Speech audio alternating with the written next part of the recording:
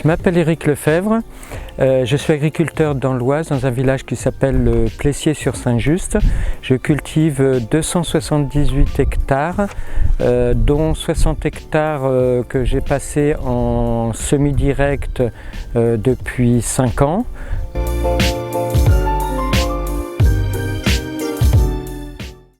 Alors, il y a 3 ans, il y a un berger qui est venu me voir pour me demander si j'avais des parcelles sur lesquelles il pouvait faire pâturer ses bêtes. Il est arrivé avec 100 moutons et aujourd'hui il est arrivé à pratiquement 500 moutons qui restent pratiquement 5-6 mois de l'année sur l'exploitation. Il a quand même 300 hectares, 300-400 hectares à pâturer sur 6 mois, donc il a largement de quoi faire. Ça fait 2 ans de suite où il arrive vers le mois de fin juillet, début août et il repart vers la mi-avril. En fonction du couvert, ils peuvent rester quelques jours à 2 semaines, voire 3 semaines sur la parcelle. Alors, la composition des couverts, je ne tiens pas compte du choix des moutons, hein, ce n'est pas eux qui décident. Je choisis mes couverts en fonction de cultures que je vais mettre en place après.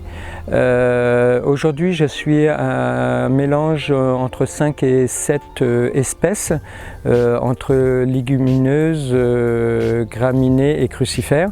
Je privilégie surtout les légumineuses. Et après, les moutons, ils s'adaptent en fonction de ce qu'il y a, bien que je m'aperçois qu'avec le temps, ils deviennent un peu délicats.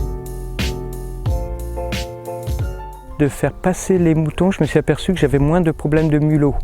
Du fait qu'on tassait un peu plus le sol, ça gênait les mulots et du coup aujourd'hui j'ai en partie résolu ce problème-là. Ça permet aussi, pareil au niveau de la faune du sol, d'attirer je suis à peu près sûr que ça doit attirer des insectes ou qui sont des vers de terre et choses comme ça, puisqu'il y a les déjections et tout. Je pense que ça doit avoir un rôle là-dessus.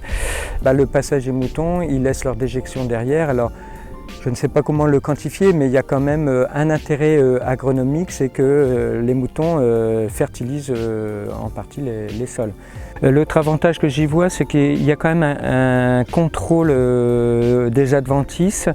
Ça ne les détruit pas complètement, mais ça les maintient, c'est-à-dire que ça évite qu'elles montent à graines. Le gros avantage aussi, c'est le fait de faire pâturer. J'ai moins, au niveau des adventices, j'ai moins d'infestations. J'en ai toujours, mais beaucoup moins, puisque les adventices n'ont pas le temps de monter à graines. La première année, j'ai eu un souci sur une parcelle où j'ai laissé le berger faire paître ses moutons longtemps sur la même parcelle et j'ai vu un tassement assez fort de cette parcelle-là. Heureusement, je n'étais pas en ACS, donc j'ai pu retravailler. Alors aujourd'hui, je me concerte avec le berger pour faire déplacer les bêtes en fonction des conditions climatiques et en fonction surtout de la période dans laquelle je vais travailler mes sols et faire mes semis.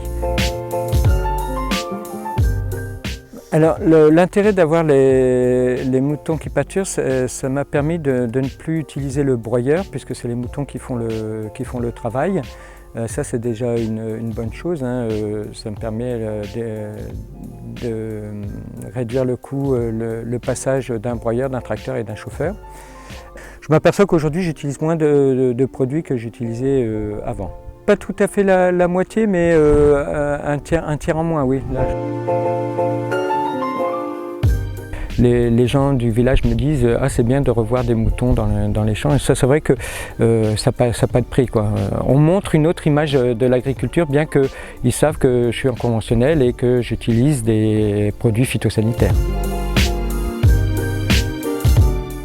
Je pense que ceux qui ont la possibilité de le faire, il ne faut pas qu'ils hésitent à le faire. Après, je pense qu'il faut faut surtout pas voir ce système-là, surtout économiquement. C'est plus un état d'esprit d'échange et environnemental qu'autre chose. Il y a beaucoup de côtés positifs, mais qui ne sont pas quantifiables. Mais je pense que ça apporte beaucoup au niveau échange, puisque discuter avec un berger qui n'a pas la même façon de voir les choses que nous, ça apporte beaucoup, aussi bien d'un sens que de l'autre. C'est très enrichissant. Pour moi, c'est très enrichissant.